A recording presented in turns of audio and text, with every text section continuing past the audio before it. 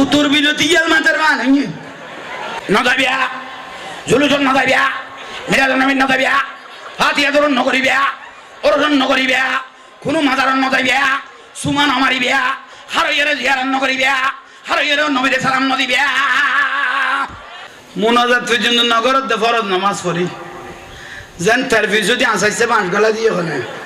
আমাদের সমাজের মানুষ এই বিদাত শব্দের শাব্দিক অর্থ নিয়ে গোমরাহিতে পড়েছে। বেদাত শব্দের শাব্দিক অর্থ হচ্ছে নতুন। বেদাত শব্দের শাব্দিক অর্থ কি? নতুন। যাহা কিছু নতুন তাহাই কি বেদাত। আজকে থেকে 200 বছর আগে চোখে যদি কম দেখা যাইতো, এই পাওয়ারওয়ালা চশমা ছিল, তাহলে চশমা কি বলতে হবে? চশমা কি বেদাত। এই যে স্পিকারে আমি কথা বলতেছি, এটা আগে আজকে থেকে 200 বছর আগে ছিল, তাহলে এই স্পিকারটা কি বেদাত। এই যে ফ্যান ঘুরতেছে আমাদের উপরে,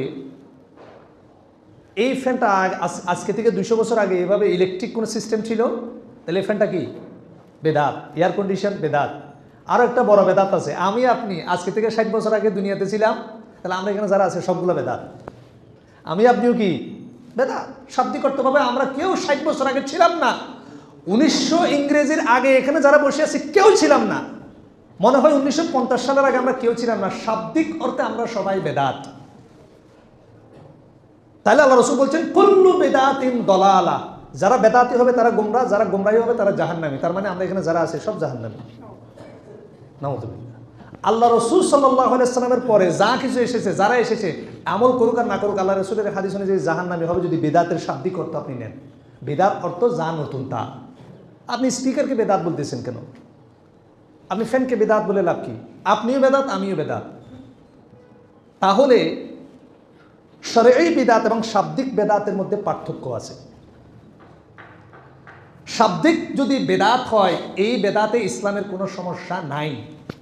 যেভাবে আমি আপনি বেদাত, আমরা নতুন এসেছি, এর কারণে আমরা গোমরাহী হব, জাহান্নামী হব এমন নয়। ফ্যান নতুন সৃষ্টি হয়েছে, এটা বেদাত, এটার কারণে এই বেদাত গুনার বেদাত এমন নয়। এটা শরঈ বেদাত নয়, এটা শাব্দিক বেদাত। শব্দগতভাবে এটাকে বেদাত, এটা নতুন, কিন্তু এটা শরঈ বেদাত নয়। আর একটু বুঝাই। এই যে আমি স্পিকারের কথা বলতেছি, আপনারা শুনতেছেন না? এখন যদি স্পিকার বাদ দিই, আমাদের মা বোনরা শুনবে। এবার আমি বললাম যারা আমার গলা ডাইরেক্ট শুনতেছেন, তারা আমার গলা ডাইরেক্ট, যারা ডাইরেক্ট শুনেন তারা পাবেন 100 নেকি। কয় নেকি? ডাইরেক্ট গলা শুনলে, স্পিকার ছাড়া ডাইরেক্ট যদি শোনেন 100 নেকি, আর স্পিকার দিয়ে শুনলে 200 নেকি। স্পিকার দিয়ে শুনলে 200 নেকি। এটা এমনি এখন ছিল শরঈ, আগে ছিল শব্দের বেদাত, নামে এটা বেদাত ছিল, মানে নতুন জিনিস সৃষ্টি হয়েছে। এখন এটার সাথে আমি আমল যোগ করে দিয়েছি। কি যোগ করে দিয়েছি? ফজিলত। স্পিকারে যদি কেউ খুতবা শোনে, সে গলায় শোনাচ্ছে কয়শো গুণ বেশি পাবে।